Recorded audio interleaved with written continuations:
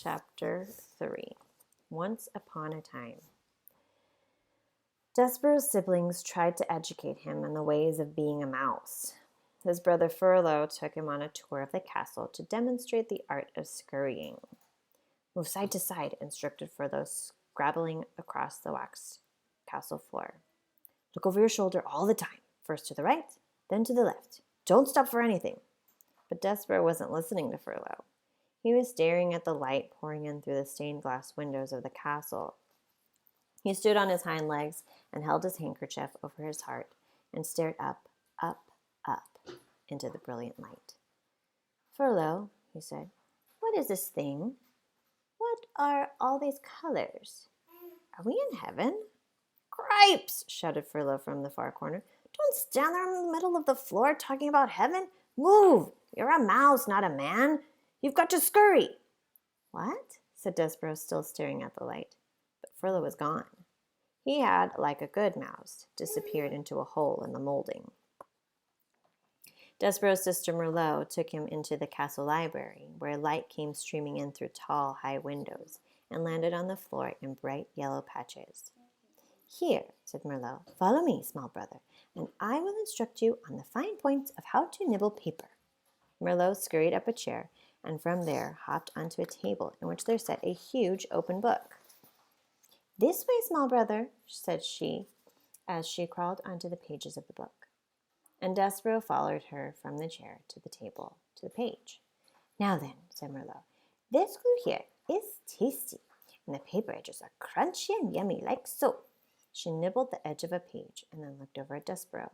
"You try," she said. "First a bite of some glue, and then follow it with a crunch of the paper. And these squiggles, they are very tasty."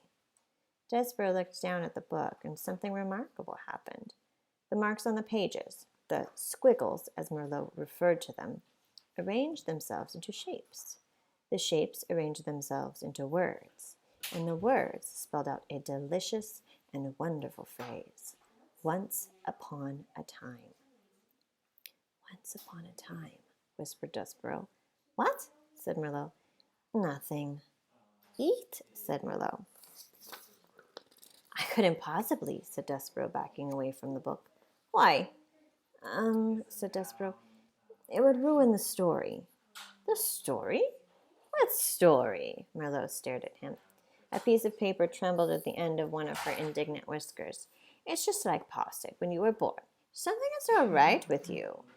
She turned and scurried from the library to tell her parents about this latest disappointment.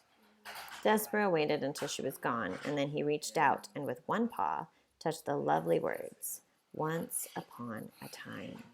He shivered, he sneezed, he blew his nose into his handkerchief.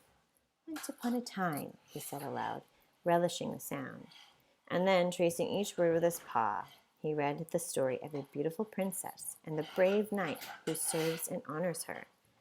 Despereaux did not know it, but he would need very soon to be brave himself. Have I mentioned that beneath the castle there was a dungeon? In the dungeon there were rats, large rats, mean rats. Despereaux was destined to meet those rats. Reader, you must know that an interesting fate, sometimes involving rats, sometimes not, awaits almost everyone, mouse or man, who does not conform. Chapter 4. Enter the Pea. Despereaux's brothers and sisters soon abandoned the thankless task of trying to educate him in the ways of being a mouse. And so Despereaux was free. He spent his days as he wanted. He wandered through the rooms of the castle, staring dreamily at the light streaming in through the stained glass windows. He went to the library and read over and over again the story of the fair maiden and the knight who rescued her. And he discovered, finally, the source of the honey-sweet sound. The sound was music. The sound was King Philip playing his guitar and singing to his daughter, the Princess Pea, every night before she fell asleep. Hidden in a hole in the wall of the princess's bedroom, the mouse listened with all his heart. The sound of the king's music made Despereaux's soul grow large and light inside of him. "Oh," he said, "it sounds like heaven. It smells like honey." He stuck his left ear out of the hole in the wall so that he could hear the music better, And then he stuck his right ear out so that he could hear better still. And it wasn't too long before one of his paws followed his head, and then another paw. And then, without any real planning on Despereaux's part, the whole of him was on display, all in an effort to get closer to the music.